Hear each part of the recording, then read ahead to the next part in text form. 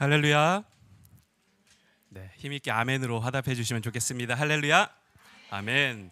네, 예배 자리로 나오신 여러분들을 환영하고 축복합니다. 지금 거의 한 주 만에 만나시거나 아니면 온라인에서만 또 이렇게 연락하다가 이렇게 이 자리에 나오신 분들도 계시죠? 우리 옆에 계신 분들이랑 인사 먼저 나누실 텐데요. 인사하실 때 마스크 쓰고 계신 분들도 활짝 웃으시면서 인사 한번 나눠주시면 좋겠습니다. 당신 덕분에 힘이 납니다. 이렇게 인사하겠습니다. 네, 당신 덕분에 힘이 납니다. 네, 참 잘 오셨습니다.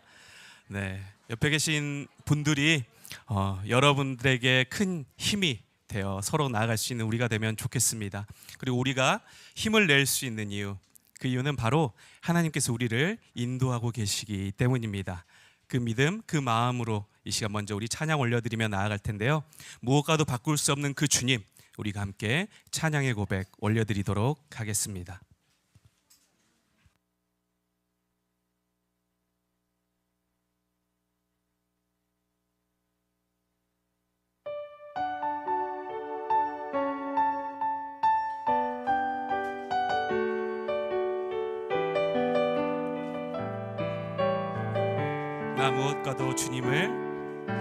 나 무엇과도 주님을 바꾸지 않으리. 다른 어떤 은혜 구하지 않으리. 오직 주님만이 내 삶의 도움이시니 주의 얼굴 보기 원합니다. 주님 사랑해요. 주님 사랑해요.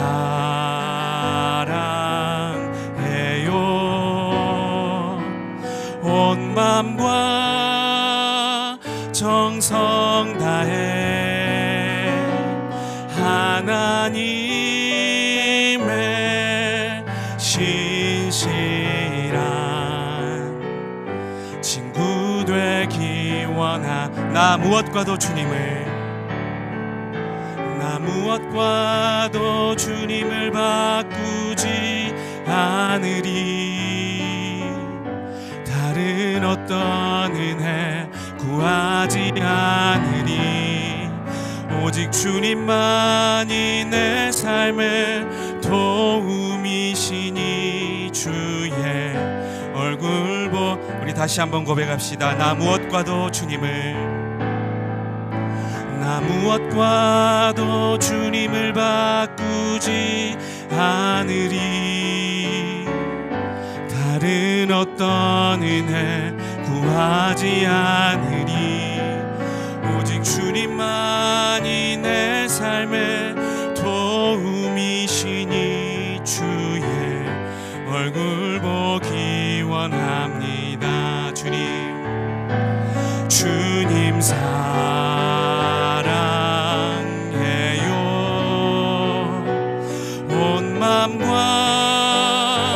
정성 다해 하나님의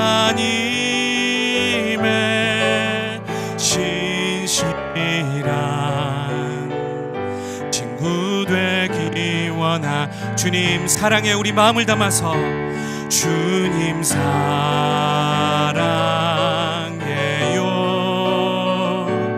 온 마음과 정성 다해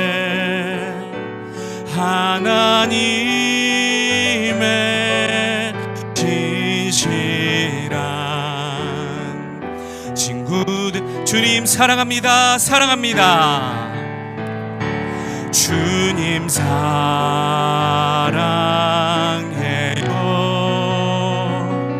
온 맘과 정성 다해 하나님의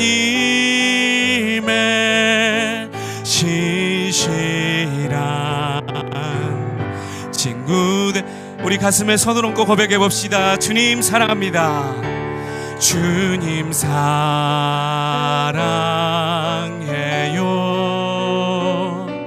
온 맘과 정성 다해 하나님의 신실한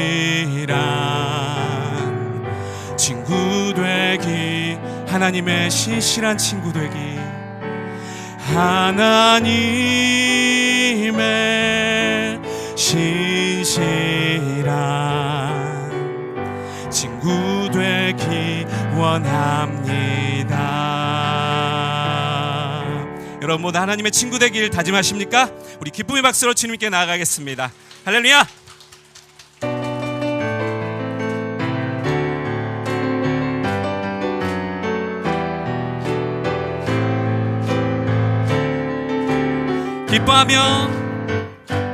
기뻐하며 함께 노래 부르리, 소리 높여 할렐루야 부르리. 주님 앞에 나와 찬양 드리며 우리 주님과 함께 다시 한번 기뻐하며 함께, 기뻐하며 함께 노래 부르리, 소리 높여 할렐루야 부르리.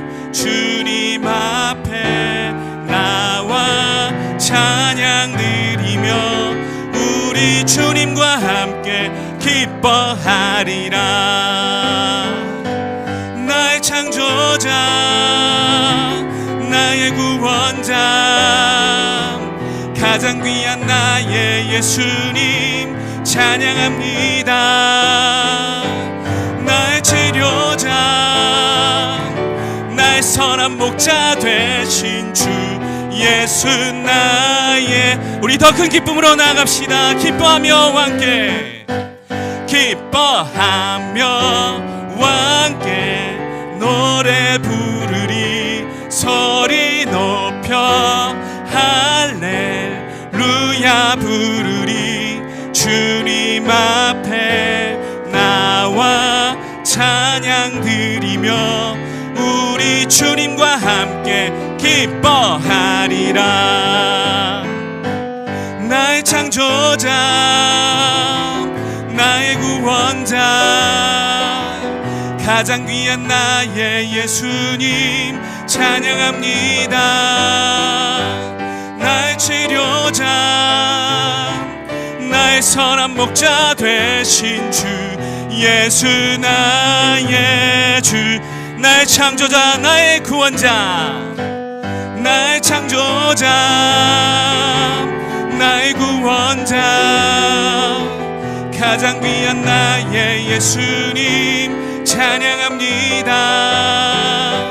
나의 치료자, 나의 선한 목자 되신 주 예수, 우리 다시 한번 더 힘차게 나갑시다. 나의 창조자, 나의 창조자, 나의 구원자, 가장 귀한 나의 예수님 찬양합니다. 나의 치료자, 나의 선한 목자 되신 주 예수 나의 주 찬양, 예수 나의 주 찬양하리.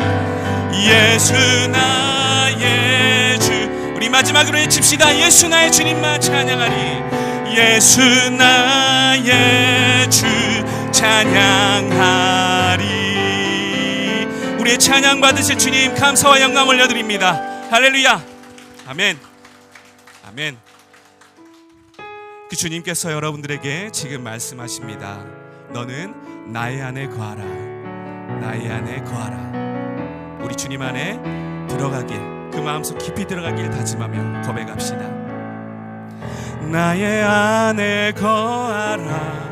나는 내 하나님이니 모든 환난 가운데 너를 지키는 자라. 두려워하지 말라. 내가 널 도와주리니 놀라지 말라. 내 손 잡아주. 내가 너를 지명하여, 내가 너를 지명하여 불렀나니 너는 내 것이라. 내 것이라. 너의 하나님이라. 내 내가 너를 보배롭고 존귀하게 여기노라. 너를 사랑하는 내여 나의 안에 거하라. 나의 안에 거하라. 나는 내 하나님이니 모든 환난 가운데 너를 지키는 자라. 두려워하지 말라. 내가 널 도와주리니 놀라지 말라. 내 손 잡아. 다시 한번 나의 안에 거하라. 주님의 음성에 나의 안에 거하라. 나는 내 하나님이니 모든 환난 가운데 너를 지키는 자라. 두려워하지 말라. 내가 널 도와주리니 놀라지 말라. 내 손 잡아주리라. 내가 너를 지명하여 불렀나니 너는 내 것이라. 내 것이라. 너의 하나님이라. 내가 너를 보배롭고 존귀하게 여기노라. 너를 사랑하는 내여 내가 너를 지명하여 불렀나니 내가 너를 지명하여 불렀나니 너는 내 것이라. 내 것이라. 너의 하나님이라. 내가 너를 보배롭고 존귀하게 여기노라. 너를 사랑하는 내여 내가 너를 지명하여 불렀나니 나갑시다. 내가 너를 지명하여 불렀나니 너는 내 것이라. 내 것이라. 너의 하나님이라. 내가 너를 보배롭고 존귀하게 여기노라. 너를 사랑하는 우리 마지막으로 고백합니다. 우리를 부르신 주님 앞에 내가 너를 지명하여 불렀나니 너는 내 것이라. 내 것이라. 너의 하나님이라. 내가 너를 보배롭고 존귀하게 여기노라. 너를 사랑하는 내 여호와라. 아멘. 주님께서 여러분을 사랑하십니다. 우리 주님께 마지막으로 감사의 박수 올리며 함께 나아가겠습니다. 주님 감사합니다.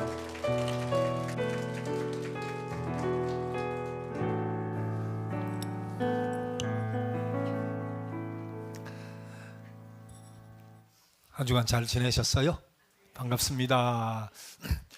야, 그새 장족의 발전을 이루었어요.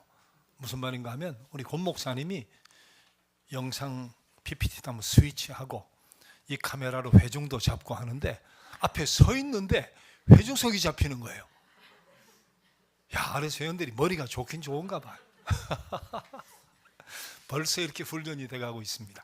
자, 서울 외 지역에서 오신 분 한번 손 들어요. 서울만 제외하고 이렇게 반 이상이네. 반 이상. 여전히 대단합니다. 위층도 마찬가지일 텐데 우리 몽골 갔던 간호사분도 오늘 대구서 올라왔더라고요. 오프닝 때 오늘 또 올라오고.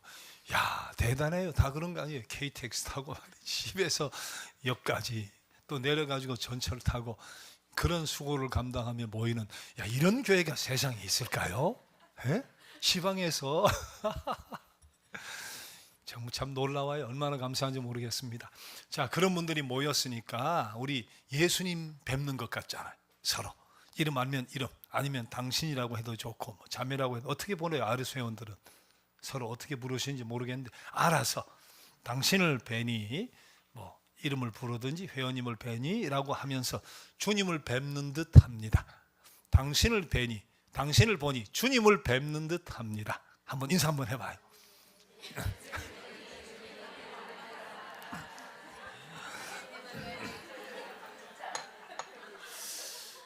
자, 진짜 여러분들을 뵈니까 정말 예수님을 뵙는 듯해요. 너무 귀해요. 너무 귀해.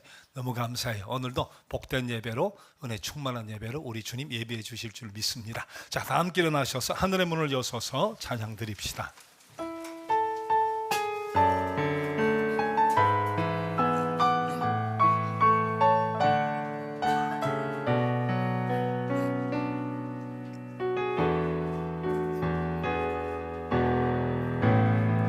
하늘의 문을 여소서, 이곳을 주목하소서. 주를 향한 노래가 꺼지지 않으니 하늘을 열고 보소서. 이곳에 임재하소서. 주님을 기다립니다. 주를 후의 향기가 하늘에 닿으니 주여 임재하여 주소서. 이곳에 오셔서 이곳에 앉으소서. 이곳에서 드리는 예배를 받으소서. 주님의 이름이, 주님의 이름만이, 오직 주의 이름만 이곳에 있음. 이곳에 오셔서, 이곳에 오셔서, 이곳에 앉으소서. 이곳에서 드리는 예배를 받으소서. 주님의 이름이, 주님의 이름만이, 오직 주의 이름만 이곳에 있습니다.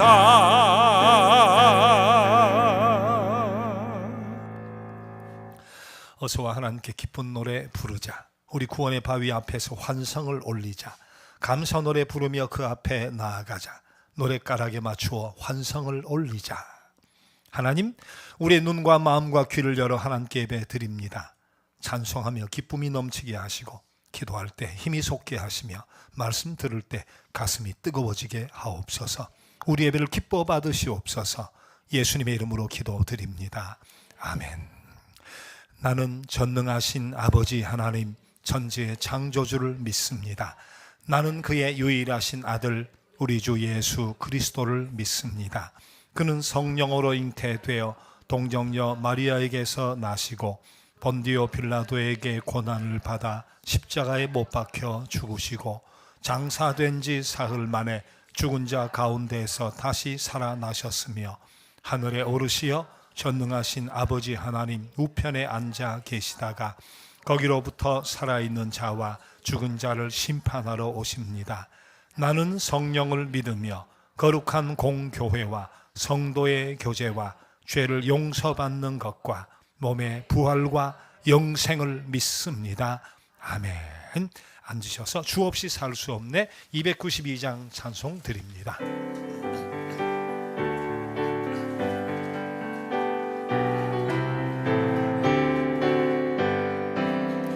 주 없이 살 수 없네 죄인의 구주여. 그 귀한 보배 피로 날 구속하소서. 구주의 사랑으로 흘리신 보혈이 나의 위로 내 영광 됩니다.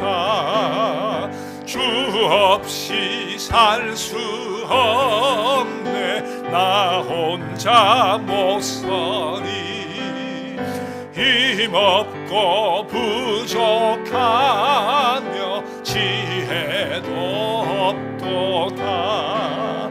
내 주는 나의 생명 또 나의 힘이라. 주님은 하여 지혜를 얻으리. 주 없이 살 수 없네. 내 주는 아신다. 내 영의 깊은 간구 마음의 소원은 주밖에 나의 마음 위 알아주리요. 내 마음 위로하사 평온케 하시네. 주 없이 살 수 없네. 세월이 흐르고 이 깊은 고독 속에 내 생명 끝나도 사나운 풍랑일 때 날 지켜주시니 내 곁에 계신 주님 늘 힘이 됩니다.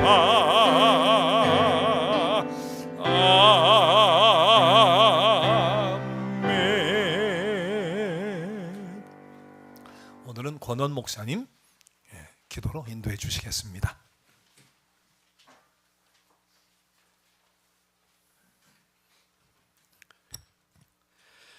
기도드리겠습니다. 하나님, 거룩한 주일 주님 앞에 함께 모여 예배드릴 수 있게 하시니 감사드립니다. 한 주간 각자의 삶의 자리에서 정말 열심히 살아왔습니다. 그리고 오늘 주님께로 나아가는 이 시간, 우리의 마음이 주님 앞에 바로 서게 하시고 우리와 함께 하시사 마음의 평안을 주시고 주님의 사랑과 은혜로 가득 채워 주시옵소서. 12월은 성탄을 기억하는 때입니다. 예수님께서 우리를 위해 이 땅에 오셨던 그 성탄을 기억하며 바로 지금 나에게 찾아와 내 삶을 변화시켜 주실 두 번째 성탄을 기다리며 기쁨으로 맞이하게 하여 주시옵소서. 그때를 무작정 기다리기만 하는 것이 아니라 내가 먼저 주님께로 다가갈 수 있는 마음도 허락하여 주시고 말씀으로, 기도로, 찬양으로 나의 신앙을 굳건히 세워갈 수 있는 삶도 살게 하여 주시옵소서. 지금 세상은 많이 어지럽고 두려운 일들로 가득합니다. 그렇지만 우리는 세상의 물결에 흔들리며 살아가는 것이 아니라 예수님께서 우리에게 보여주셨던 정의와 평화의 가르침들을 기억하고 가슴에 새기며 세상을 향해 그것들을 외치며 살아가게 하여 주시옵소서. 주님, 이 자리에 모인 각자의 가정과 일터와 직장, 학업, 삶의 자리도 살피고 돌보아 주셔서 기쁨과 감사함이 있다면 더 넘치고 넘쳐나게 하여 주시고 혹여나 어려움들과 해결하지 못한 문제들이 있다면 저들에게 지혜와 용기를 허락하셔서 그것들이 하나하나 해결되어 갈 수 있도록 친히 인도하여 주시옵소서. 믿음의 삶을 작정하며 살아갈 때도 당장 내 눈앞에 있는 것만 바라보지 않게 하여 주시고 나를 향한 주님의 계획하심을 믿으며 묵묵히 끝까지 믿음의 선한 싸움을 해나가는 우리 모두가 되게 하여 주시옵소서. 무엇보다도 오늘 이렇게 함께 모일 수 있게 하심에 감사드립니다. 그냥 스쳐 지나갈 수 있는 인연이었지만 주님께서 우리를 하나로 묶어 이렇게 좋은 모습으로 만나게 하셨습니다. 그저 우리끼리 좋고 끝나는 것이 아니라 이 좋은 만남이 확장되어 세상을 향해 하나님의 선한 일들을 펼쳐나가게 하시고 하나님의 나라를 이 땅에 만들어가기 위해 노력하는 그 만남으로 쓰임받게 하여 주시옵소서. 그리하여 예수님의 향기가 우리를 통해 펼쳐지게 하시고 예수님의 사랑이 우리를 통해 전해져 세상을 변화시키는 역할도 감당하게 하여 주시옵소서. 갈수록 삭막해져가는 지금의 시대 속에서 나보다 남을 더 생각하는 따뜻함도 품게 하시고 이 추운 겨울날 주위의 어려운 이들을 도우며 나의 것을 나누고 살아갈 수 있는 마음의 풍족함도 채워 주시옵소서. 오늘 주시는 말씀을 내 삶의 자양분으로 삼아 그 말씀을 통해 내 삶의 방향이 정해지게 하시고 믿음의 방향을 바로잡아 이 한 주간의 나의 삶이 세상의 유혹에 흔들려 좌로나 우로나 치우치는 일이 없이 오직 주님의 길로만 가도록 인도하여 주시옵소서. 모든 것 감사드리며 우리를 위해 사랑으로 이 땅에 오신 예수님의 이름으로 기도드립니다. 아멘.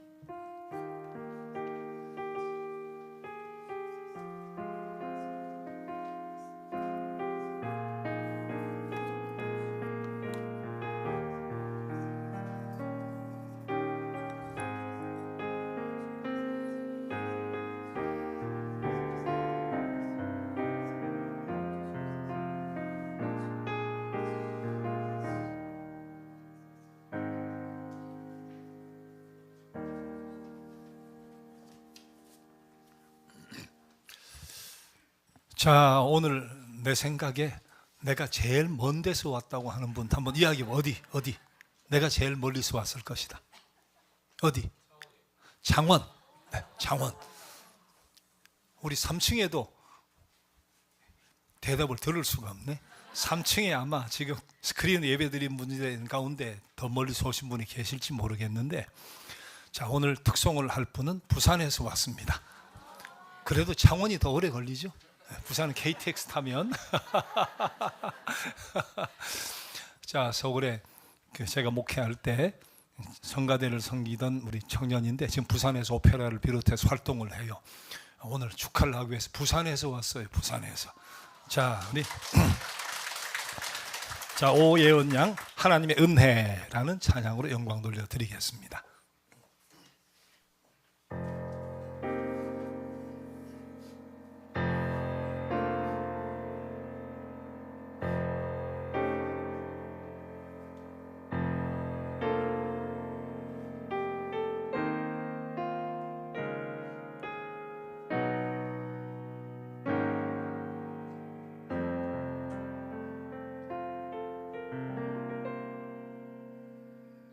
나를 지으신 이가 하나님, 나를 부르신 이가 하나님, 나를 보내신 이도 하나님,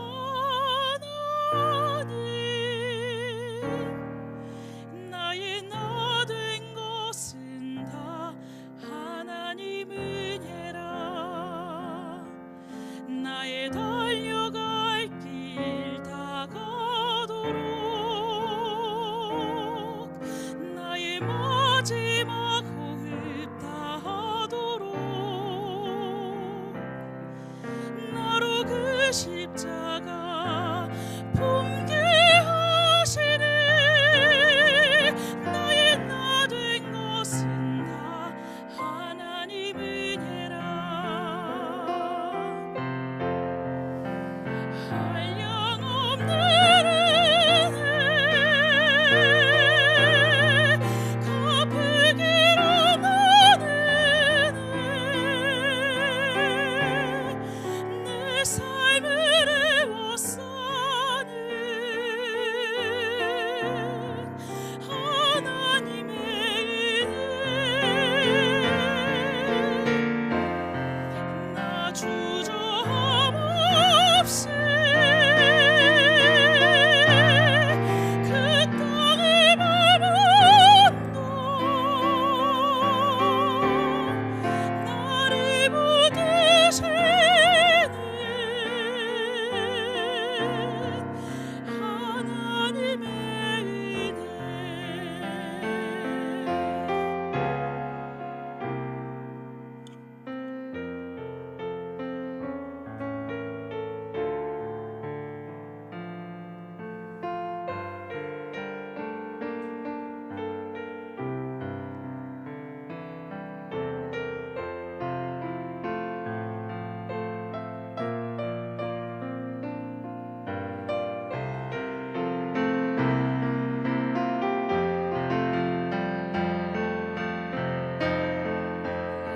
한량없는 은혜,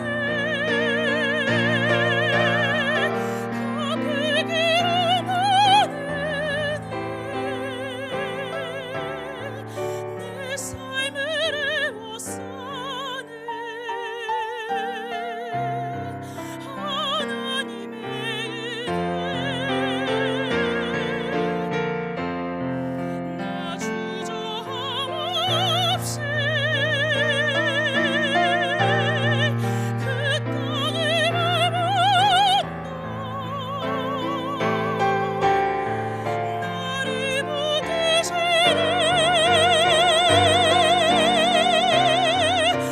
하나님의 은혜,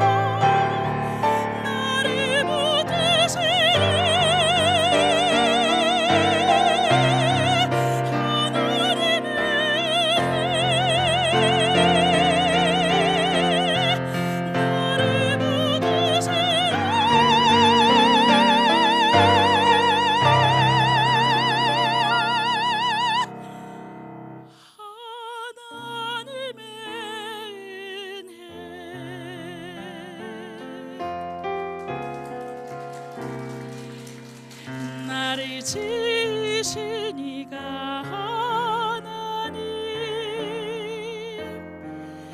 나를 부르신 이가 하나님, 나를 보내신 이도 하나님,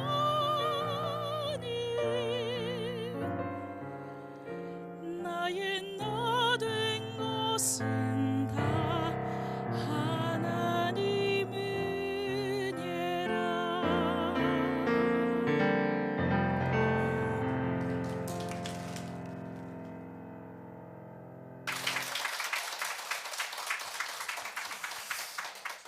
자, 하나의 마지막 달 지나온 모든 것이 하나님의 은혜죠. 가장 큰 은혜가 뭐인 것 같아요? 네, 우리 예배가 생긴 거. 네, 얼마나 큰 은혜예요. 저는 개인적으로 부산에서 노래하러 찬양하러 오는 것 보고 내가 헛살진 않았구나 해서 또 하나님의 은혜인 것을 깨닫습니다. 자, 얼마나 감사한지 모르겠어요. 우리 계속해서 대임돌 활동을 하고 있는데, 최근에는 몽골에 신앙을 가지면서 몽골 사회를 변화시킬 만한 지도자, 공부하는 대학생, 우리 장학금을 줄 수 있다. 10명, 20명 관계없다. 그런데 참 우리하고 일하는 선교사님들은 참 특별한 분들이에요. 그럼 보통은 우크라이나도 마찬가지. 지난 주간에 성탄절 미치니까 뭔가 위로할 일들이 있으면 신청하세요 했는데 두 분이 신청을 했어요. 우리 같으면, 보통 선교사님들 같으면 좀 이렇게 부풀려가지고 많이 받아가지고 일도 많이 하고 말이죠. 그러면 좋은데 이분들이 정말 꼭 필요한 만큼만 신청을 해요. 몽골도 아시아 문화 교류센터, 우리 지난번 갔던 분들은 뭉크다우 목사님 만났죠. 그쪽 이야기를 했는데 진짜 고심고심해서 딱 두 사람을 추천해. 10명, 20명 해도 좋다는데 두 사람을 추천을, 두 사람. 자, 한 분은 사진이 있고 한 분은 사진이 안 붙었지만 그렇게 결정해서 우리 보내드렸어요. 한번 보세요. 자, 사진이 있는 분은 카자흐스탄 분인데 몽골에 살면서 몽골 남편 목사님과 카자흐스탄, 두 분 다 카자흐스탄 부부인데 몽골에 있는 카자흐스탄인들을 위해서 게르를 쳐서 목회를 하는 사모님이신데 공부를 지금 계속하고 계시는데 아주 실력이 특별하고 몽골이나 카자흐스탄 미래를 위해 꼭 도움이 필요하다고 했고, 왼쪽에, 오른쪽이겠네요.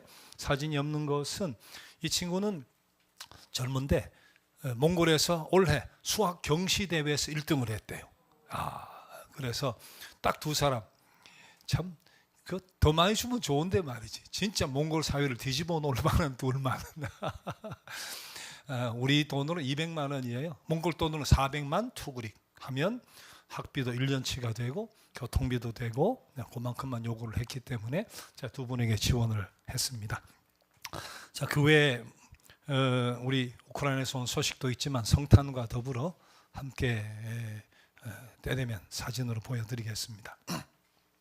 자, 성탄절 밑에 큰일을 많이 해도 되는데 우리 선교사님들 참, 한 분은 500만 원, 한 분은 두 가지 일인데 3,500불, 3,500불도 500만 원이죠. 우리 수천만 원이라도 진짜 필요한 일이면 지원을 할 수 있는 준비가 돼 있는데, 그래서 더 참 귀하고 신뢰가 가는 분들이에요.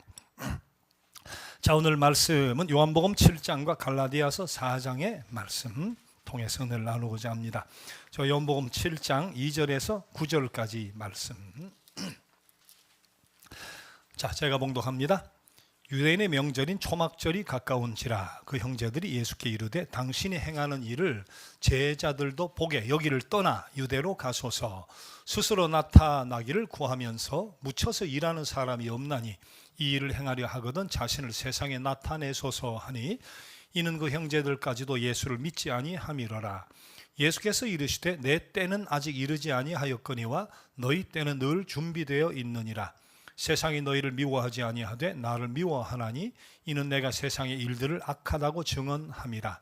너희는 명절에 올라가라. 내 때가 아직 차지 못하였으니 나는 이 명절에 아직 올라가지 아니하노라. 이 말씀을 하시고 갈릴리에 머물러 계시니라. 자, 갈라디아서 4장 4절 5절 말씀은 한 목소리로 같이 우리 말씀을 보겠습니다. 자, 함께 봅시다. 때가 참에 하나님이 그 아들을 보내사 여자에게서 나게 하시고 율법 아래 나게 하신 것은 율법 아래에 있는 자들을 속량하시고 우리로 아들의 명분을 얻게 하려 하심이라. 아멘. 이 말씀은 우리를 위해 주시는 주님의 말씀입니다.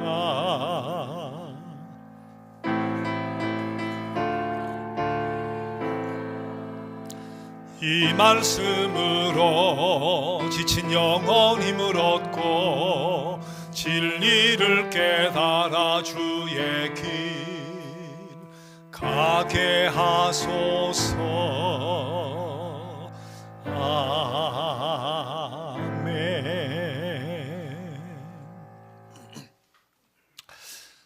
자, 오늘 앞에 본문이 요한복음 7장이었는데 요한복음 7장 바로 앞장 요한복음 6장에 어떤 일이 있었는가 하는 것을 알아야 오늘 7장 말씀과 잘 연결이 돼요. 요한복음 6장에는 오병이어의 사건, 기적이 나타나 있어요. 물고기 5마리, 보리떡 2덩이. 맞나요? 요새 머리가 잘 안 돌아가. 보리떡 5개, 물고기 2마리. 아까 제가 그렇게 이야기했어요, 안 했어요? 안 했어요? 자, 병은 떡병자죠. 보리떡 5덩이, 물고기 2마리로 남자만, 그 여자 어린이 있었을 텐데 그럼 한 2만 명은 될 것 같아요. 15,000명. 어쨌든 성인 남성만 5,000명을 먹인 기적적인 사건이 일어났는데, 자, 그 사건 이후에 이 기적을 경험한 무리들이 이분 정도면 말이지 이스라엘 왕이 돼야 된다. 로마도 몰아내고 우리 독립을 찾을 수 있는 분이다 해서 다음 날 갈릴리 건너편 가버나움 지역에 가 계신데 거기까지 쫓아온 거예요. 자, 그때 예수께서 뭐라고 말씀하시는가 하면 너희가 나를 찾는 것은 떡을 먹고 배 부른 까닭이다 그러시고, 그리고 썩을 양식을 위하여 일하지 말고 영생하도록 있는 것을 위하여 일하라 그렇게 말씀하세요. 그러자 무리들이 영생하도록 있는 양식이 뭡니까 하고 물어요. 예수님 뭐라고 대답하시는가 하면 자신이 생명의 떡이다 그렇게 말씀을 하시더니 내 아버지의 뜻은 아들을 보고 믿는 자마다 영생을 얻는 이것인데 내 살을 먹고 내 피를 마시는 자는 영생을 가졌고 마지막 날에 내가 이를 다시 살리리라 그렇게 말씀을 하시는 거예요. 이 난데없는 이야기를 들은 무리들이 요한복음 6장 66절 보면 그때부터 그의 제자 중에서 많은 사람이 떠나가고 다시 그와 함께 다니지 아니하더라. 자, 오병이어의 신비한 기적을 경험한 무리들이 다른 이적을 또 보고 싶고 무엇보다 예수라면 로마 정부를 몰아내고 메시아가 되어줄 것이다 생각해서 여기까지 쫓아왔는데 도무지 이해할 수 없는 이야기, 난해한 이야기, 이상한 이야기만 해대니까 실망하고 돌아가 버렸다는 거죠. 자, 그러자 남은 제자들에게 예수님 묻습니다. 너희도 가려느냐? 그때 베드로가 이야기해요. 영생의 말씀이 여기 계신데 우리가 니게로 가오리까?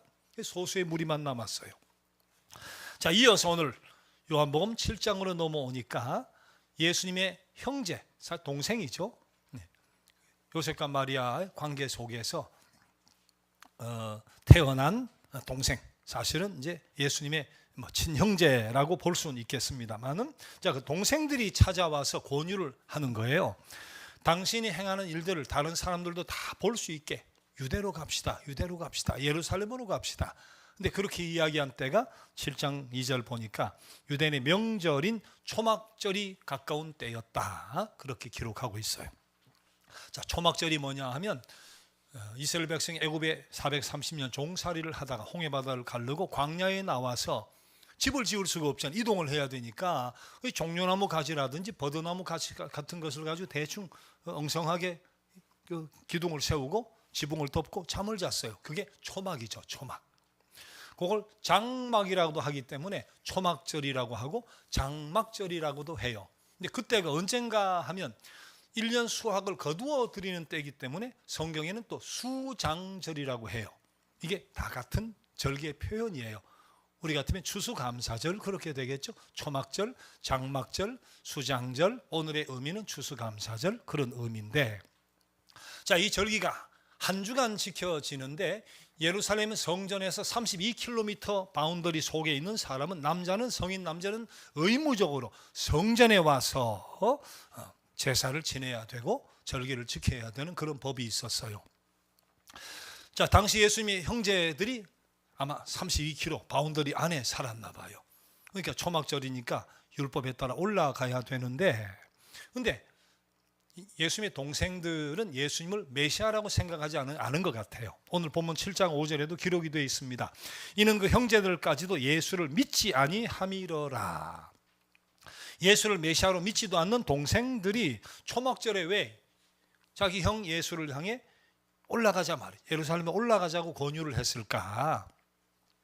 아마 저들도 예수님에 대한 소문을 많이 들었겠죠. 물을 가지고 포도주를 만들었다 말이에요. 보리떡 5개, 물고기 2마리로 5,000명을 먹였다. 병자가 낫더라. 그로 인해 인산인해를 이루고 사람들이 막 밀려 돌아온다 말이지. 근데 막상 찾아가서 예수님을 만났더니 사람들이 어디 갔는지 제자 몇 명만 덩그러니 있는 거예요. 소문과 완전히 다른 모습을 확인한 동생들이 답답했는지 안타까웠는지 그렇게 권유를 했던 것 같아요. 형님, 우리 어머니, 아버지, 동생들 다 버려두고 집을 떠나셨는데 처음엔 인기가 좋더니 이게 뭡니까? 도대체 무슨 꼴입니까? 뜻을 펼쳐보시려면 갈릴리 시울 같은 데 말고 예루살렘에 올라가서, 지금도 초막절이니까 전 세계에서 인산인해를 이룰 테니까 여기에 나타나셔가지고 전에 행하셨던 일을 한번 행하면 금방 인기도 없고 좋지 않냐 말이지. 예루살렘에 같이 올라가자. 자, 예수님 그때 뭐라고 대답하셨는가? 오늘 요한복음 7장 6절과 8절 이렇게 말씀합니다. 내 때는 아직 이르지 아니하였거니와 너희 때는 늘 준비되어 있느니라. 너희는 명절에 올라가라. 내 때가 아직 차지 못하였으니 나는 이 명절에 아직 올라가지 아니하노라. 자, 지나가는 다시 한번 본문 보내주세요. 자, 때란 말이 2번 나오죠. 때란 말이.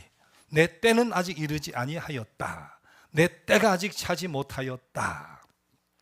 자, 그러나 이렇게 말씀은 하셨지만 동생들이 올라간 뒤에 시차를 두고 사실은 조용히 예루살렘에 올라가세요. 올라가실 거 왜 그렇게 말씀하셨을까? 어차피 올라가실 거 왜 저렇게 말씀하셨을까? 중요한 것은 여기에서 어느 시점에 올라가셨나가 아니라 내 때란 말, 반복되어서 2번 말씀하신 내 때가 이르지 아니하였다, 내 때가 차지 아니했다는 때란 말이 중요한 거예요. 예수님의 이 때가 뭐겠어요? 참 메시아로 오셨잖아요. 우리의 구원을 이루실 구원자로서 나타나실 때를 말씀하시는 건데, 그러니까 십자가에 피 흘려 죽으시고 우리의 죄를 씻으시고 하나님의 자녀 그리고 영생의 백성으로 만들어 가시는 그 때가 아직은 이르지 아니했다. 이제 그런 말씀이었을 거예요. 예수님의 동생들은 초막절이란 절기를 예수께서 인기를 회복하실 절호의 찬스다 그렇게 생각을 하셨는데, 그런 예수님은 인기를 모으는데 관심을 가지지 않았어요. 하나님의 일을 하는데 관심을 가졌어요. 그리고 그때도 하나님의 때에 맡기셨어요. 나중에 보니까 초막절이 아니고 그때가 유월절이었어요. 예수님이 언제 돌아가시는가? 유월절 절기에 체포당하시고 돌아가시거든요. 초막절보다는 유월절이라는 것이 훨씬 예수님의 때에 맞는 의미였다는 거예요. 유월절이 뭐예요? 유월절은 역시 광야로 나와 중간중간에 초막을 치고 생활했던 것을 기념하는 것이 초막절이지만, 유월절은 애굽에서 빠져나올 때 10가지 재앙이 일어나잖아요. 그때 버티다 10번째 재앙이, 애굽에서 첫 번째 난 것은 사람이든 짐승이든 만물이 죽임을 당하는데, 이스라엘 백성은 어떻게? 양을 잡아가지고 양의 피를 내어서 문설주, 문기둥이라든지 문지방에다가 이렇게 바르면 죽음의 천사가 왔다가 넘어갔다는 거예요. 자, 그때 이스라엘 백성을 살리기 위해서 뭐가 대신 죽은 거예요? 양이 대신 죽은 거예요. 그러니까 예수님이 이 세상에 오신 이유가 뭐예요? 어린 양이 되어서 그 피 흘려 우리를 대신해 죽으심으로 우리 죄 문제를 해결하시고 하나님의 백성을 만드시고 영생의 자녀로 삼으시는 것이 이 땅에 오신 이유니까, 세례요한도 요단강으로 오시는 예수님 보고 그런 이야기 했죠. 보라, 세상 죄를 지고 가는 하나님 어린 양이로다. 그렇게 말씀했단 말이에요. 자, 그러니까 예수께서 온 세상의 죄를 지고 유월절 희생양이 되어서 우리의 구원을 이루시러 오셨으니까 초막절이 아니라 유월절이 그때였다. 자, 그런 차원에서 아직 내 때가 이르지 아니했다, 하나님의 때가 따로 있다 하는 것의 의미를 우리는 생각을 해봐야 돼요. 자, 때에 대한 구약 성서의 가장 대표적인 교훈이 전도서죠. 전도서 3장 1절에 4절 한번 보세요. 범사에 기한이 있고 천하만사가 다 때가 있나니 날 때가 있고 죽을 때가 있으며 심을 때가 있고 심은 것을 뽑을 때가 있으며 죽일 때가 있고 치료할 때가 있으며 헐 때가 있고 세울 때가 있으며 울 때가 있고 웃을 때가 있으며 슬퍼할 때가 있고 춤출 때가 있으며 계속됩니다. 여기에서 잘랐는데 이것도 뭐예요? 다 때가 있다는 거예요. 다 때가 있단 말이죠. 자, 오늘 결정적인 본문 신약성서 갈라디아서, 아까도 같이 읽었지만 다시 한번 읽어봐요. 갈라디아 4장 4절 5절 말씀 봅시다.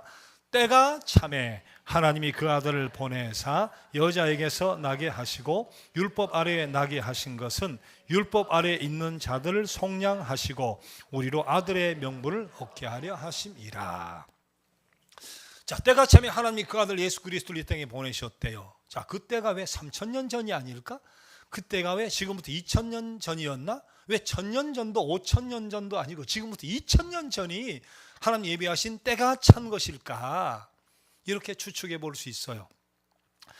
자, 주전 330년 페르시아를 멸망시키고 전 세계를 통일해 버린 알렉산더라고 하는 유명한 왕이 있었죠. 더 이상 정복할 땅이 없었다고. 그때 대한민국이나 뭐 미국 이런 땅이 있는지 몰랐으니까, 지구가 동그란 줄 몰랐으니까. 유럽의 전역을 다 정복한 뒤에 더 이상 정복할 땅이 없어 울었대요. 그런 일화가 지금까지 내려올 정도로 눈물을 흘렸다는데, 근데 이 알렉산더가 세계를 지배하는 권력만 추구한 것이 아니라 사람들의 마음까지도 지배하고 싶었던가 봐요. 자, 그래서 문화를 전파하는데 그것이 바로 히람 문화, 헬레니즘, 헬라 문화예요. 헬라 문명이 꼽히기 시작하죠. 자, 헬레니즘 문화가 꼽히면서 당연히 따라오는 게 뭐겠어요? 헬라어, 히랍어, 그리스어 다 똑같은 이야기가 되는데, 자, 헬레니즘 문화로 저들을 마음을 하나 이렇게 지배한다고 할까요? 통일시킨다고 할까요? 그럼 당연히 따라오는 것이 공용어로 헬라어가 따라오게 되는 건데, 그래서 그때 공용어는 세계 공용, 당시의 세계관으로 공용어는 헬라어예요. 요즘 세계 공용어가 뭐냐 하면 흔히 우리 같은 영어 그러지만 영어가 세계 공용어라고 이야기할 수 없습니다. 예. 프렌치 쓰는 나라 굉장히 많고요. 아프리카를 비롯해서 남미 같은 경우 비롯해서 스페니시 쓰는 나라 굉장히 많고요. 당시는 진짜 헬라 말로 온 세계가 통일됐어요. 헬라 말 하나면 전 세계가 통하는 세상이 돼버렸는데, 뒤에 로마가 세계를 정복하잖아요. 그러고도 기원 후 189년까지 빅토르 1세까지, 그럼 330에서 기원 후 189년이면 500년이 넘는 시절 세계 공용어는 헬라어였어요. 그 말은 무슨 말인가? 성경이, 그리스도의 사건이 헬란말 하나로 쓰여지면 번역 없이 전 세계인이 읽고 이해하고 감동을 받을 수 있는 때가 준비가 됐다는 거예요. 여러분, 아무리 생각을 해도 하나님의 말씀이 아무리 진리라고 해도 힘없는 나라, 어디에 붙어 있는지도 모르는 이스라엘이라는 요만한 약소한 나라, 그 나라 말로 히브리어로 성서가 기록이 되었다면 어떻게 그 진리가 읽혀질 수 있었겠어요? 불가능하죠. 이처럼 세계가 한 언어로 통일이 되었기 때문에 구세주 예수 그리스도에 대한 놀라운 진리와 사건이 한 언어로 급속도로 세계에 퍼지게 되었다. 때가 참에. 뿐만 아니라 로마가 세계를 정복하고 났으니까 이제는 시민, 모두가 로마 시민이니까 여권 비자가 필요 없는 세상이 됐어요. 요새 선교사님들이 선교하러 가려고 하면 선교사 신분을 숨기고 여행 비자라든지 뭐 사업 비자라든지 나갔다가 3개월, 6개월 만에 나갔다 들어왔다 나갔다 들어왔다 그럽니다. 그러다가 잘못되면 이제 추방당하고 말이에요. 그래서 선교에 참 제약이 굉장히 많아요. 우리 정남준 선교사님 같이 갔던 그분도 그러다가 결국 추방을 당하셨는데, 이번에 우리 몽골 알탕고트 교회에 빨래방이랑 지으면서 그 금액을 그분 투자 금액으로 그렇게 보고를 해가지고 이제 정식으로 사업 비자가 나와 자연스럽게 이거 몽골에 전달하면 안 되는데 한국말 잘 모르겠지. 자연스럽게 그렇게 이제는 활동을 할 수 있게 됐어요. 얼마나 감사해요. 자, 근데 세계가 통일이 됐으니까 복음 전하는 사람도 선교사 비자, 뭐 사업한다, 뭐 이런 식으로 할 필요 없어요. 이민 뭐 비자 같은 게 필요 없으니까 복음 전도자들이 당시 세계관에서 모든 세계 어느 곳에 가도 제약 없이 복음을 전할 수 있는 그런 준비가 되어버린 거예요. 당시의 황제 가이사 아구스토가 불안한 마음을 갖죠. 통치자가 전 세계를 지배하는데 어디서 반란이 일어날지, 어디서 쿠데타가 일어날지 모르니까 1만 명 노무자를 세워가지고 로마가 정복하고 있는 끝에서 끝까지 도로를 냈어요. 마차가 지나갈 도로. 언제든지 쿠데타가 일어나면 군사, 병력을 보낼 수 있는 그런 도로를 사방팔방으로 닦아놨는데 그 도로를 누가 이용해요? 바울 사도를 비롯해서 복음 전도자들이, 여러분 산을 넘어가지고 옛날 한양에 뭐 과거보러 갈 때처럼 그러면 어느 천년의 산을 넘어가서 복음을 전하겠어요? 근데 대로가, 전 세계 대로가 뚫렸으니까, 복음의 대로가 뚫렸으니까, 그것이 바로 하나님의 사자들이 복음을 위한 통로가 돼버렸으니까 기가 막힌 때인 거예요. 그 외에도 로마의 평화가 있었다고 하는 것이 중요하죠. 여러분, 전쟁 중에 복음이 잘 전해질까요? 평화로울 때 복음이 잘 전해질까요? 어려울 때 그런 생각이 들죠. 생각해봐요. 전쟁 중에 여러분 어디 있어야 되는데? 사람 만나고 돌아가서 예수님 믿으세요. 이게 가능해요? 전쟁 중에는 숨어 있어야 돼요. 전쟁에 꼭꼭 숨어 있어야 돼요. 전쟁 중에는 복음 전하는 게 불가능한 거예요. 그래서 로마는 팍스 로마나, 로마의 평화가 있었어요. 그래서 마음껏 복음을 전할 수 있는 그런 세상이 되어버렸거든요. 또 이스라엘 백성들이 남북으로 분열되어 있다가 자꾸 세계로 흩어지면서 가는 곳곳마다 회당을 세웠는데, 회당에만 가면 유대인들은 언제든지 이 유대인들을 만날 수가 있고 언제든지 그곳에서 복음을 전할 수 있는 그런 구조가 준비가 됐다는 거예요. 자, 이런 여러 가지 일들이 함께 어우러져서 준비가 되어졌을 때 때가 찼다. 한순간도 어그러지지 않고 한순간도 늦지 않게, 이르거나 늦지 않게 바로 정확한 그때에 때가 차면 하나님 예수 그리스도를 이 땅에 보내셨다는 거죠. 그게 바로 지금부터 2000여 년 전이다. 그리스도의 오심도 이렇게 아무렇게나 되어진 것이 아니라, 우연히 되어진 것이 아니고 때가 차면 하나님 때에 이루어졌다. 다 때가 있는 법이더라. 다 때가 있었던 것이다. 여러분, 우리 인생 살면서 사실 우리가 그런 경험을 해봤잖아요. 다 때가 있다 하는 것. 어릴 때 특히 주일학교 다니던 선생님 한 분 계세요. 선생님, 주일학교 선생님, 아니면 여러분이 꼬마여도 그럴 수 있죠. 주일학교 몇 시간에 보면 꼭 가만히 있지 못하고 막 이리 뛰고 저리 뛰고, 이리 뒹굴고 저리 뒹굴고, 참 천방지축이 꼭 있어요. 걔들이 보면 더 많은 경우가 중직자 자녀.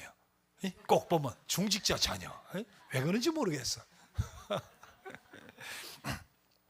그런데 지금 와서 보니까 그 천방지축이 건실한 청년이 되어 있는 거예요. 건실한 아빠 엄마가 되어 있는 거예요. 신실한 교회 기둥 같은 일꾼들이 되어 있는 거예요. 때가 있더라고요. 다 때가 되니까 사람이 되더라고요. 사춘기 지날 때 그렇게 마음 졸이고 언제 철드나 말이지, 언제 지나가나 마음 졸이고 부모들이 그러는데, 지나가서 때가 차고 보니까 사람이 다 돼 있고 철이 다 들어 있어요. 때가 있더라고요. 우리 자신 봐요.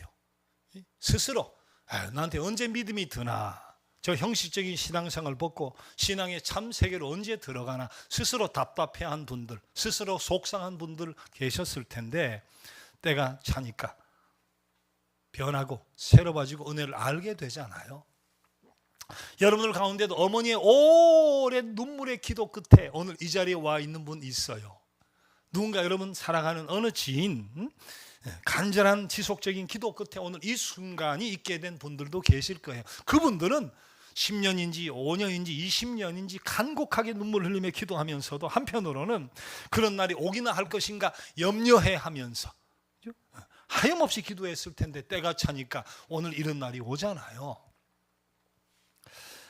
서둘러서 되는 것도 아니고 안절부절한다고 되는 것도 아니고 잔소리로 되는 것도 아니고 가슴을 쳐서 되는 것도 아니고 내 힘으로 앞당겨지는 것도 아니고 다 때가 있어요.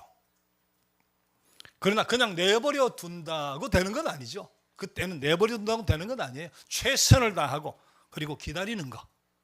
할 수 있는 노력 다 노력 기울이되 그때는 하나님께 맡기고 기다리는 거. 너무 속상해하지 말고 너무 마음 졸이지 말고 그저 묵묵히 최선을 다하고 지금 우리 유승인 대표님이 옆에 분 허벅지를 탁 치면서 맞아 하는 것 같아. 내가 이런 사람이 내가 이런 자리에 있을 사람이 아닌데 하고 맞아 때가 참해. 그 표시예요. 그 표시.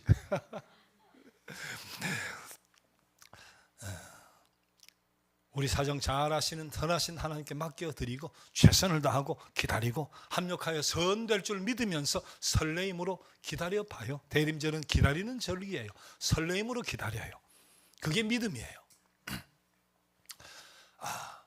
갈수록 발음이 세어가지고 말하는 게 너무 힘들어. 임플란트는 빨리 안 해주는지. 자, 그런데 다시 한번 말씀드리고 싶은 것은 내가 기도하고 최선을 다하고 선하신 하나님께 맡겼으면 꼭 확신과 소망을 가져야 돼요. 소망과 확신을 꼭 가져야 돼요. 의심하지 말고 실망하지 말고 기대와 소망을 절대로 잃어버리면 안 돼요. 자, 여러분 적지 않은 분들이 예수님 씨 뿌리는 자의 비유 4가지 밭 말이에요. 오늘 본문으로 읽지는 않았지만 많이 기억을 하실 거예요. 한 농부가 씨를 뿌렸대요. 어떤 것은 길가에 떨어져 버리고 어떤 것은 돌짝밭에 얇은 돌짝밭에 떨어지고 어떤 것은 가시덤불에 떨어지고 뭐 그냥 죽고 좀 올라오다가 죽고 그러는데 어떤 것은 좋은 땅에 옥토에 떨어졌다. 길가는 뭐겠어요? 길가는 굳은 마음, 냉랭한 마음, 씨도 안 먹히는 마음. 얇은 돌짝밭은 뭐겠어요?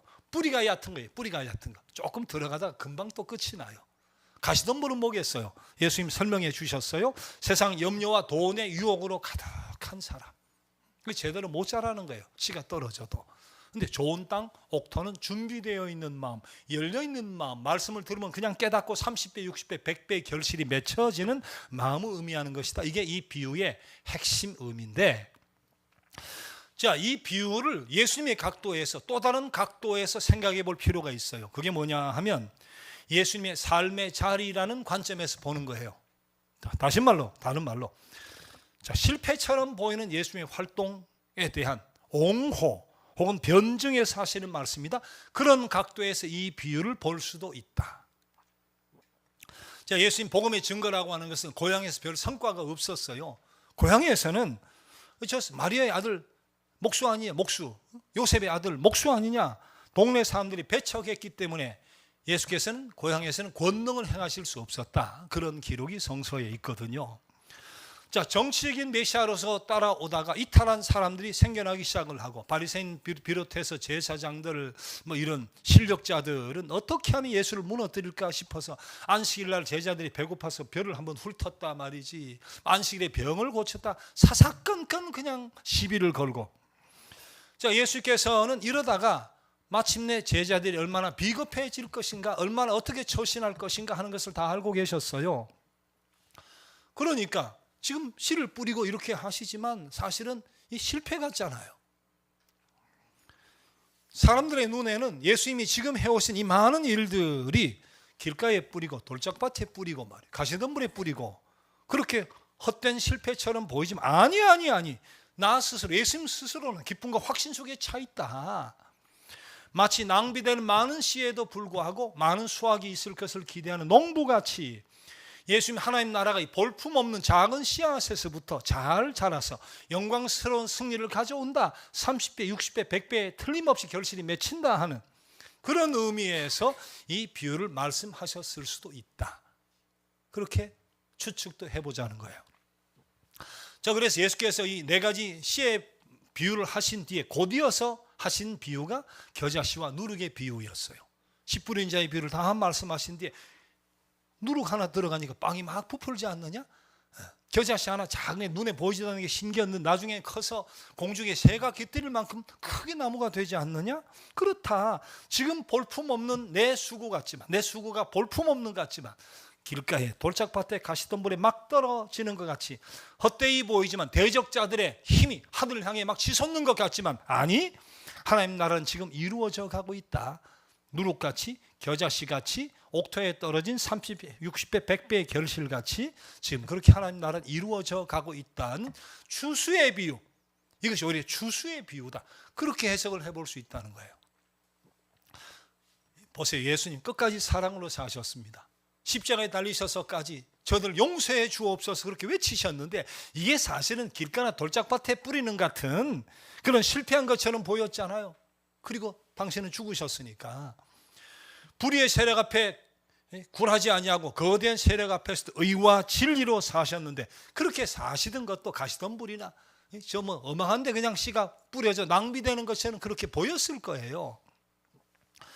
가는 곳곳마다 천국 복음을 선포했지만 사람들은 쫓아와서 기적만 보고 싶어하고 병나면 그냥 돌아가 버리고 말이죠. 아무 열매가 맺히지 않는 것 같이 그렇게. 그러나 결국 보니까 그게 헛수고도 아니고 낭비도 아니고 실패가 아니었어요. 시간이 지나서 보니까 하나님의 사랑과 의를 경배하면서 그분 앞에 무릎을 꿇으면서 예배 드리는 분들이 전 세계에 가득 찼어요. 수많은 박해와 핍박을 받았지만 생명을 가지고 결국 천국 복음이 온 땅에 비춰져서 구원받은 사람들이 늘어나 오늘 이 자리에까지 오게 된 거니까 결국 그것이 길가나 돌짝밭에 가시덤불에 헛되이 뿌려진 씨앗이 아니었음이 지금 증명이 되고 있잖아요. 30배, 60배, 100배 정도 아니고 산술로는 도저히 환산할 수 없는, 계산할 수 없는 그런 결실이 나타나고 있고 오늘 예배드린 여러분들, 영상에 참여하는 모든 분들이 증인입니다. 증인이에요. 증거니까. 그러니까 네 가지 이 밭에 뿌려진 씨앗이나 누룩의 비유나 겨자씨 비유, 그 비유가 사랑과 의와 선과 진리를 위해서 씨를 뿌리는 것은 괜한 낭비와 무참한 실패처럼 보일는지 모르지만 아니, 결국에는 때가 참에 열매를 맺게 될 수밖에 없다는 하나님 나라의 비유, 추수의 비유다. 그렇기 때문에 이 비유를 어떤 경우에라도 기도하고 최선을 다하고 때를 기다리면 절대로 좌절하거나 낙심하지 말고 하나님께 맡기고 기다리면 때가 참에 이루리라 하신 격려의 말씀, 격려의 비유다. 우린 그렇게 받아들일 수도 있어야 돼요. 짧지 않은 세월 목회를 해왔습니다. 때론 저 스스로도 내가 이 길가에 뿌리나 가시덤불이 뿌리고 있나, 이거 참 정말 얇은 돌짝밭에 뿌리고 있나, 내가 지금 뭐 하고 있나, 괜히 사서 고생하고 있나, 굳이 이렇게까지 할 필요가 있을까? 때론 실망과 의문과 좌절이 들었던 순간도 있었어요. 그런데 아니, 그렇게 낭비된 것 같아도 때가 차서 보니까 그 속에 30배, 60배, 100배의 결실이 맺히더라고요. 틀림없이 수확도 추수도 있더라고요. 초신자, 습관적인 형식적인 신앙생활을 하던 분들이 변해서 기둥 같은 일꾼이 되고 헌신자로 거듭나는 모습을 보면서 끊임없이 감격해하며 살아왔던 인생이니까 거기서 얻는 기쁨이라고 하는 것은 소유가 증가된다, 명예와 건세를 얻었다, 비교할 수 없는 기쁨이에요. 변화의 기쁨을 보는 것은 그런 것과 비교할 수 없는 기쁨이에요. 여러분들도 살아가다 보면 밑 빠진 독에 물 붓기 같은 그런 느낌을 가질 때 있을 거예요. 끊임없이 사랑을 베풀었습니다. 끊임없이 사랑을 심었습니다. 그 대상이 자식인 경우도 있고 남편인 경우도 있고 사랑하는 누군가 지인일 수도 있는데 변화가 없는 거예요. 변화가 없는 거예요. 선으로 살려고 애를 써봤어요. 그런데 뭐 달라지는 것이 없는 거예요. 어떤 분은 복음이 너무 소중해서 밥도 사고 선물도 주고 말이죠. 그렇게 친절히 대하는데 꿈쩍도 않는 거예요. 그러나 분명히 아세요. 좌절하지 말아야 되는 것은 그 가운데도 30배, 60배, 100배의 결실이 맺혀지고 있고 진행이 되어 있다는 사실, 진행이 되고 있다는 사실을 꼭 믿어야 된다는 거예요. 자, 끊임없이 전쟁이 계속된 우크라이나, 우리도 밑빠진 독에 물붓기가 지금 해같이 보이고 아프리카 못 사는 땅, 특히 우간다, 몽골 할 것 없이 국내외적으로 우리가 애를 써서 사랑을 나누고 있는데 우리가 분명히 믿어야 되는 거, 아무 변화가 일어나지 않는 것 같아도 하나님의 나라는 이미 진행이 되고 있다는 사실, 우리는 분명히 믿어야 돼요. 당신의 때가 참에 선하신 뜻을 보게 될 것이다. 결국은 선한 결과를 우리가 꼭 맛보게 될 것이다. 그래서 갈라디아 6장 9절 이렇게 말씀합니다. 같이 한번 읽어봐요. 우리가 선을 행하되 낙심하지 말지니 포기하지 아니하면 때가 이름에 거두리라. 때가 이름에. 우리나라가 민주화가 된 지 이제 30여 년입니다. 언이 아니라 너무 짧은 거예요. 30년. 거기 이제 김영삼, 김대중, 노무현 어떻게 됩니까? 이명박, 박근혜, 문재인, 이제 윤석열 대통령이까지. 말이 30년 민주화지. 참 짧은 30년 진짜 말도 많고 탈도 많고. 2024년 11월 작금의 사태로 전혀 상상치도 못한 상식을 뛰어넘는 일을 우리가 또 경험을 하고 있는데 참 부끄럽기도 하고 황당하기도 하고 창피하기도 하고 말이에요. 하지만 이 역시 때가 참에 이 땅이 기필코 정의와 진리와 자유가 평화가 넘치는 세상이 되리라 믿습니다. 지금도 그 결실이 진행되고 있다. 우린 그런 소망 가운데 그런 확신 가운데 살아야죠. 여러분 겨자씨나 누룩이라 하는 것은 작고 평범한 거예요. 아주 보잘것없는 거예요. 근데 작고 평범하고 보잘것없는 것을 우습게 여기면 안 돼요. 예수님 오심도 그랬어요. 예수님 오신 곳이 어디예요? 베들레헴, 예루살렘이 아니라 베들레헴, 아주 작은 곳. 미가서 5장 2절도 이야기합니다. 베들레헴 에브라다에 넌 유다 족속 중에 작을지라도 이 작은 베들레헴 마을 속에 있는 여인숙에서조차도 아기 예수는 태어날 공간을 얻지는 못했으니까 얼마나 보잘것없어요. 자라나는 과정에서도 나사렛 작은 마을의 목수였으니까 그 시장은 겨자씨 같잖아요. 누룩 한 줌 같잖아요. 근데 우리가 큰 것에 압도되어서 작은 것의 가치를 잃어버릴 때가 많아요. 은행은 천문학적인 숫자를 논합니다. 빌딩은 한없이 바벨탑처럼 올라가고요. 도시는 한없이 커져가고 부풀어지고, 교회도 어느새 통계 노름의 희생이 되어가지고 자기 존재의 진위를 모르고, 물론 큰 꿈을 가지고 처음부터 큰 일을 벌이는 것도 가능하죠. 좋을 수 있죠. 방법이죠. 그러나 우리가 꼭 알아야 되는 건 무슨 꿈을 꾸든지 무슨 일을 하든지 작은 것부터, 작은 일에서부터 시작을 해야 돼요. 작은 것의 가치를 소중히 여기며 일을 해야 돼요. 하나님 나라도 그렇게 시작이 되는 거니까. 예수께서 작은 것의 가치를 종종 가르쳐 주셨어요. 작은 겨자씨 한 알의 위력, 냉수 한 그릇이 미치게 되는, 가져다주는 역사, 작은 일에 충성했을 때 그것이 가지고 오는 영광, 과부의 한 렙돈, 잃어버린 동전 한 개, 잃어버린 양 한 마리, 작은 것의 가치. 사탄은 우리에게 자꾸 허황된 것을 막 밀어넣으려고, 허황된 꿈을 갖게 하려고. 그래도 보면 큰일이 아니면 모든 게 시시한 것처럼 보이는 거예요. 그러나 예수께서는 우리에게 작은 것에서부터 시작하라고 말씀을 합니다. 여러분, 가정이 하나님 나라로 회복되는 것도 작은 것에 시작돼요. 작은 것에서. 굉장히 많은 돈 벌어다 주고, 굉장히 큰 저택 사주고, 굉장히 많은 잡비 주고, 굉장히 맛있는 거 먹고 좋은 일이지만 그게 진짜 행복을 가져오느냐? 잘 생각해봐요. 가정도 말이에요. 고마워요, 감사해요, 미안해요, 죄송해요, 말 한마디 대단하네, 참 잘했어, 괜찮아, 잘 될 거야, 말 한마디에서 가정이 회복되는 거예요. 당장 눈앞에 큰 것이 보이지 않는다고 실망하지 마세요. 때가 참에라는 약속의 말씀 꼭 붙들고 작은 일에서 시작을 해요. 하나님의 때가 참에, 모든 것이 하나님의 때가 참에 이루어진다 믿고 맡기고 최선을 다해요. 여러분, 확신과 소망 없이 이루어지는 일은 없습니다. 세상의 시험과 회의, 좌절, 실망 딛고 일어나서 꼭 승리해요. 때가 참에 멋진 성취를 이루어내고 살아가는 복된 삶, 성공적인 삶이 꼭 되어지기를 주님의 이름으로 축복합니다.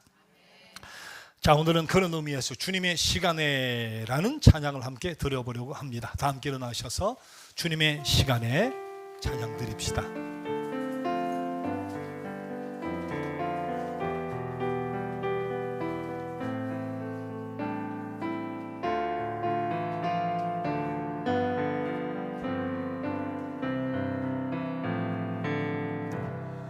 주님의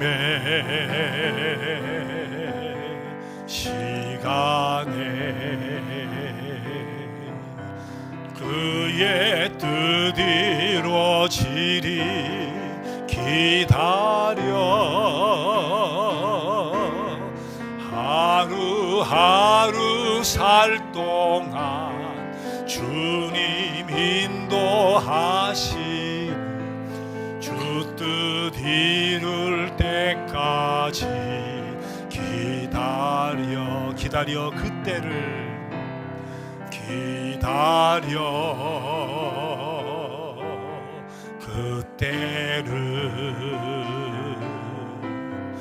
그의 뜻 이루어지리 기다려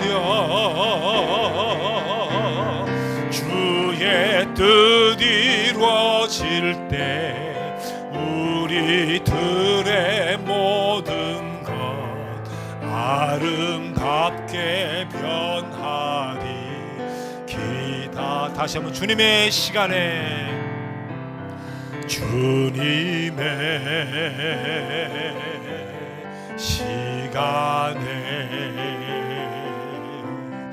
그의 뜻 이루어지리 기다려 하루하루 살 동안 주님 인도하시니 주 뜻 이룰 때까지 기다려 그때를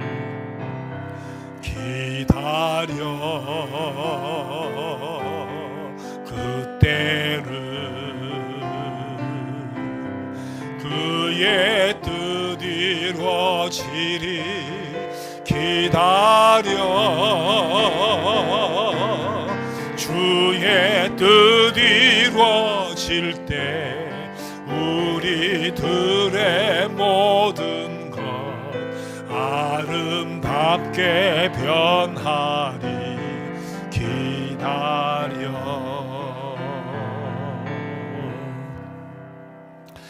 눈을 감고 세 마디인데 한번 따라해 보세요. 기도하는 마음으로 자 따라해 보세요. 기도하며 낙심하지 않게 하옵소서. 사랑하며 포기하지 않게 하옵소서. 최선 다하며 실망하지 않게 하옵소서. 다시 한번 해봅시다. 기도하며 낙심하지 않게 하옵소서. 사랑하며 포기하지 않게 하옵소서. 최선 다하며 실망하지 않게 하옵소서. 사랑의 하나님, 기도하며 낙심하지 않게 하옵소서. 사랑하며 포기하지 않게 하옵소서. 최선 다하며 실망하지 않게 하옵소서. 때가 이름에 거두리라 말씀하신 하나님 약속의 말씀을 믿고 붙들고 인내하며 결국 합력하여 선 이루게 하시는 역사와 기쁨을 수확하게 하여 주옵소서.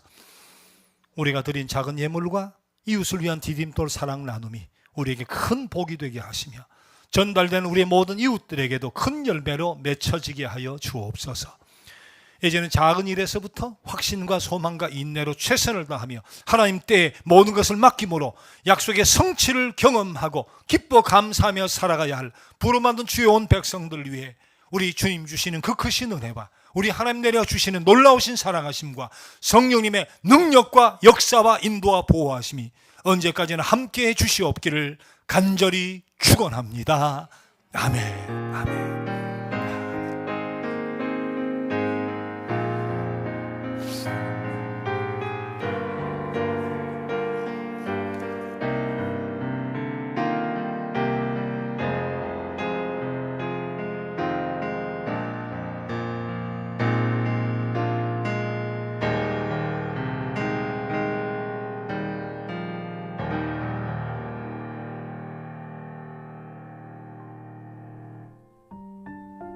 분들 축복합시다.